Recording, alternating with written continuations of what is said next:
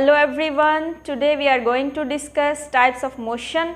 So there are three types of motion: translatory motion, rotatory motion and vibratory motion. So in translatory motion, a body moves along a line without any rotation. ठीक है, एक body move कर रही हो लेकिन वो rotation नहीं कर रही हो। जैसे ये एक बोर्ड मार्कर है, ठीक है, इस तरह कहते हैं रोटेट करने को। ठीक है, मतलब वो मूव करे लेकिन इस तरह रोटेट ना करे। ठीक है, यानी कि इस तरह से मूव कर रही हो विदाउट एनी रोटेशन, और एक ऐसी स्ट्रेट लाइन में मूव कर रही हो या फिर कर्व्ड पाथ में मूव कर रही हो। ठीक है, मतलब कि इस तरह से स्ट्रेट लाइन भी हो सकती है कि आपने यहाँ से यहाँ तक जाना है तो आप जो है ये स्ट्रेट पाथ चूज़ करते हैं, या फिर जो है कर्व्ड पाथ से भी आप यहाँ पे जा सकते हैं। तो मतलब स्ट्रेट हो या कर्व हो, जो भी पाथ हो, बॉडी जो है वो रोटेट ना कर रही हो बल्कि एक ही लाइन में मूव कर रही हो। फॉर एग्जाम्पल, एक कार जो है वो एक स्ट्रेट पाथ पे मूव कर रही है, एक रोड के ऊपर मूव कर रही है, बिल्कुल स्ट्रेट लाइन में या फिर कर्व पाथ में मूव कर रही है, लेकिन वो रोटेट नहीं कर रही। इसी तरह एरोप्लेन है, वो भी जो है एक ही लाइन में मूव कर रहे हैं लेकिन वो रोटेट नहीं कर रहे।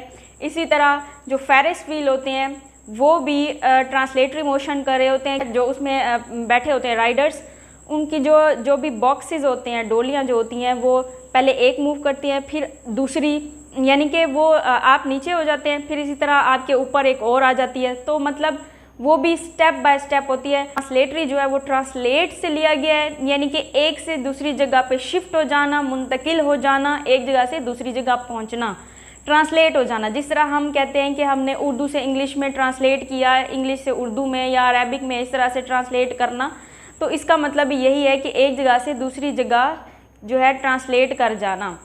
सो ट्रांसलेटरी मोशन जो है ये, इसको मज़ीद डिवाइड किया गया है थ्री टाइप्स। मतलब एक बॉडी जो है वो तीन तरीक़ों से ट्रांसलेट हो सकती है।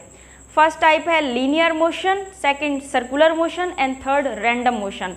लीनियर मोशन जो है, इसके नाम से ही आपको समझ आ रही होगी, एक ही लाइन में मूव करना। ठीक है, the motion of a body along a straight line is called linear motion. ठीक है, एक स्ट्रेट लाइन में मूव करना, यानी कोई भी ऑब्जेक्ट, कोई भी बॉडी जो है वो अगर स्ट्रेट लाइन में बिल्कुल मूव कर रही है तो वो उसकी लीनियर मोशन है। जिस तरह एक एग्जांपल देखिए, अगर एक बॉल जो है वो बिल्कुल स्ट्रेट ऊपर से नीचे आ रही हो, कोई पत्थर आ रहा हो, कोई भी ऐसी बॉडी जो है ऊपर से नीचे गिर रही हो under the action of gravity, तो वो एक स्ट्रेट पाथ में मूव करेगी। इसी तरह कोई भी और ऑब्जेक्ट, कोई कार है, कोई एरोप्लेन है, वो एक स्ट्रेट लाइन में मूव कर रहा हो तो वो भी जो है लीनियर मोशन होगी। उसके बाद है जी सर्कुलर मोशन। सर्कुलर के ही नाम से आपको समझ आ रही है, सर्कल में। ठीक है, the motion of a body या ऑब्जेक्ट अलोंग सर्कुलर पाथ, किसी भी सर्कुलर पाथ में ऑब्जेक्ट का, बॉडी का मूव करना, वो कहलाता है सर्कुलर मोशन।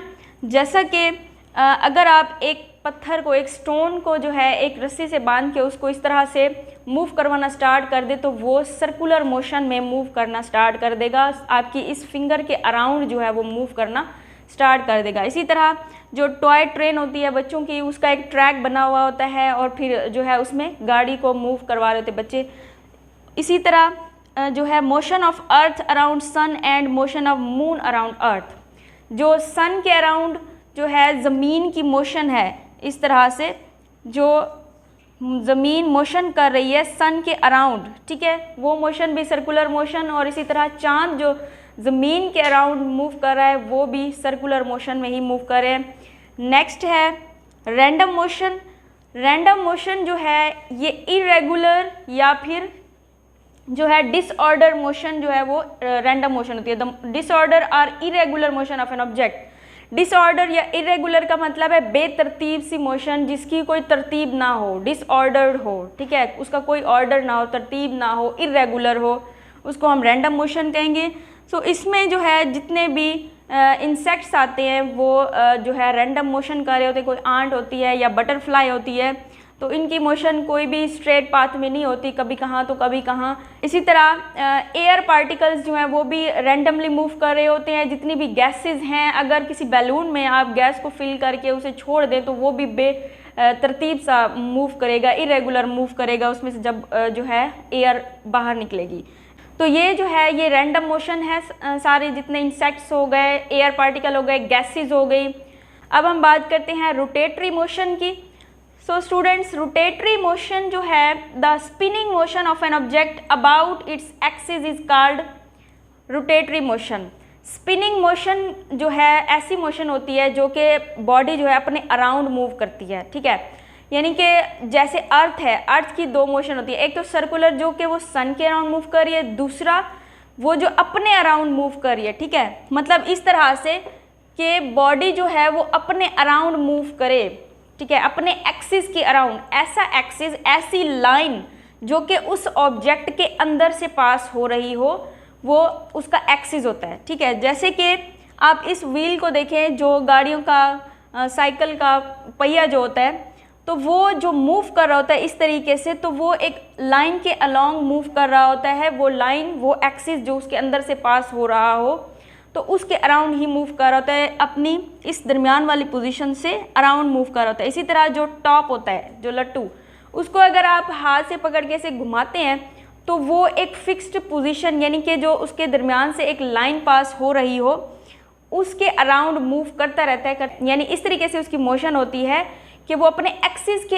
इर्द गिर्द, अपने एक्सिस के अराउंड ही उसकी मोशन होती है। जो स्टीयरिंग व्हील होता है, जो गाड़ी में आप मूव करते हैं जिससे, तो वो भी जो है अपने एक्सिस के अराउंड ही मूव कर रहा होता है। इसी तरह जो फ़ैन है, फ़ैन की जो अगर हम ब्लेड्स को देखें तो वो सर्कुलर मोशन कर रहे होते हैं, लेकिन जहाँ से फ़ैन अटैच हुआ होता है, जो उसकी मोटर होती है जिससे वो अटैच होता है, वो रोटेट कर रही होती है, क्योंकि वो एक एक्सिस है और वो जो ब्लेड्स हैं वो उस एक्सिस के अराउंड मूव कर रहे हैं, वो एक्सिस उसमें से पास हो रहा है, ठीक है।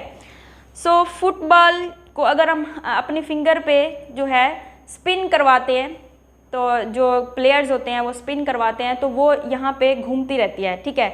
अब ये जो फिंगर है, ये भी एक ऐसी लाइन है जो उस फुटबॉल के अंदर से पास हो रही है। एक एक्सिस है जो उसमें से पास हो रहा है और उस एक्सिस के अराउंड वो जो फुटबॉल है वो मूव कर रही है या स्पिन कर रही है। इसी तरह अर्थ की स्पिनिंग जो मैंने आपको एग्जांपल दी, अर्थ भी अपने अराउंड जो है वो मूव करती है, इस तरीके से वो अपने एक्सिस के अराउंड मूव करती है। ये उसका एक्सिस है, एक ऐसी लाइन जिसके अराउंड वो खुद मूव करती है, इस तरीके से, ठीक है। सो ये सारे एग्जांपल्स जो हैं ये रोटेटरी मोशन की है। अब यहाँ पे रोटेटरी मोशन और सर्कुलर मोशन में जो मेन डिफरेंस है वो ये है कि सर्कुलर मोशन में बॉडी जो है वो जब मूव करती है तो उसमें से एक्सिस पास नहीं हो रहा होता, ठीक है। यानी ये जो ऑब्जेक्ट है या फिर मेरा जो हाथ है जिससे मैंने उस रस्सी को पकड़ा हुआ है, वो अलग बॉडी है, और ये जो है, जो पत्थर या स्टोन जो उसके अराउंड मूव कर रहा है, वो एक अलग बॉडी है, ठीक है। अब अराउंड इस तरह से मूव कर रहा है ना स्टोन, मैं उसको घुमा रही हूँ, ठीक है, तो वो अराउंड इसके मूव कर रहा है, यानी इसके अराउंड, लेकिन ये एक्सिस जो है ये उस पत्थर में से पास नहीं हो रहा, ये उसके बाहर है, यानी उस स्टोन के बाहर है, ठीक है। लेकिन जो मैंने रोटेटरी मोशन की बात की है, उसमें एक्सिस उसके दरमियान से पास होना ज़रूरी है। यानी बॉडी की स्पिन मोशन इस तरह से हो, बॉडी की रोटेटरी मोशन वो है कि अगर जो ऑब्जेक्ट है वो अपने एक्सिस के अराउंड मूव कर रहा हो, इसमें एक्सिस उसके अंदर से पास हो रहा हो, ये लाइन जो है इसमें से पास हो रही हो। लेकिन सर्कुलर मोशन में ऐसा नहीं होता। सर्कुलर मोशन में एक्सिस जो है वो अंदर से पास नहीं हो रहा होता, ठीक है। यानी कि ये दो अलग अलग ऑब्जेक्ट्स होते हैं और ये जो ऑब्जेक्ट मूव कर रहा है, दूसरा ऑब्जेक्ट उसके बाहर है, यानी उसका एक्सिस जो है वो उसके बाहर है, उसके अंदर से पास नहीं हो रहा। लेकिन रोटेटरी मोशन में एक्सिस या वो लाइन जो उसके अंदर से पास हो रही है और ये उसके अराउंड ही मूव करते हैं। जितनी भी एग्जांपल्स मैंने दी हैं, टॉप है, स्टीयरिंग व्हील है, फैन है, फुटबॉल या फिर अर्थ वगैरह, ये व्हील, तो ये सारे जो है ये रोटेटरी मोशन कर रहे हैं, क्योंकि ये एक एक्सिस के अराउंड स्पिन मोशन कर रहे हैं और एक ऐसे एक्सिस के अराउंड मूव कर रहे हैं जो कि उसके अंदर से पास हो रहा है। सो जो थर्ड टाइप है मोशन की वो है वाइब्रेटरी मोशन।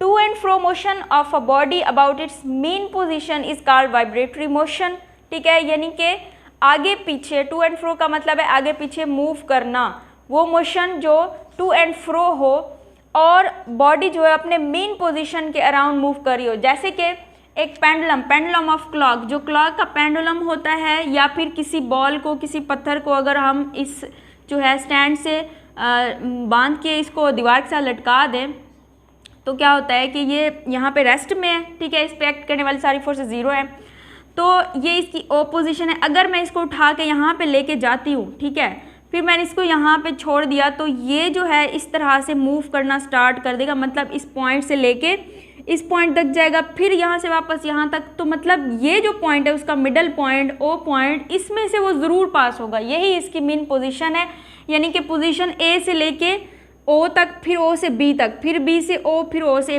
तो मतलब क्या हुआ कि बॉडी जो है वो अपनी मेन पोजीशन से आगे और पीछे मूव करती रहे, तो उसको कहते हैं वाइब्रेटरी मोशन। इसी तरह अगर एक स्प्रिंग को आप ले, स्प्रिंग जो है उसको अगर आप रेस्ट पोजीशन से हटा के इस तरह से छोड़ें, तो वो अपनी मेन पोजीशन के अराउंड इस तरह से मूव करता रहेगा। सिमिलरली अगर एक बाउल के अंदर एक बॉल को आप ऐसे उसके किनारे पे लेके जाके छोड़ें, तो वो भी जो है इस तरह से मूव करती रहेगी, और वो जो मिडल पॉइंट होगा वो उसका जो रेस्ट पॉइंट होता है वो उसका मेन पोजीशन होगा। ये इसका रेस्ट पॉइंट है ना, तो ये इसका मेन पोजीशन है। सो बॉडी का टू एंड फ्रो मोशन करना अबाउट इट्स मेन पोजीशन, ये क्या है, वाइब्रेटरी मोशन है। सो अगर जो है पार्क में देखते हैं झूले वगैरह, झूले भी जो है ये वाइब्रेटरी मोशन की एग्जांपल हैं, क्योंकि वो भी आगे पीछे मूव कर रहे होते हैं। इसी तरह सीसा जो है वो भी वाइब्रेटरी मोशन में होते हैं, जिससे बच्चे खेलते हैं इस तरह से ऊपर नीचे। So vibratory motion is to and fro motion of body about its mean position. इसमें मेन पोजीशन का होना इम्पॉर्टेंट है।